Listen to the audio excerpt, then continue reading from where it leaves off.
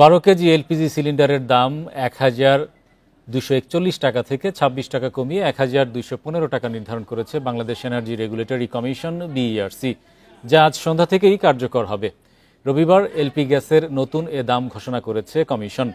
এক সংবাদ বিজ্ঞপ্তিতে বিইআরসি জানায়, নভেম্বর মাসের জন্য প্রোপেন ও বিউটেনের গড় সৌদি সিপি প্রতি টন ৪৬৫.২৫ মার্কিন ডলার বিবেচনায় নিয়ে এলপিজি ও অটোগ্যাসের দাম সমন্বয় করা হয়েছে।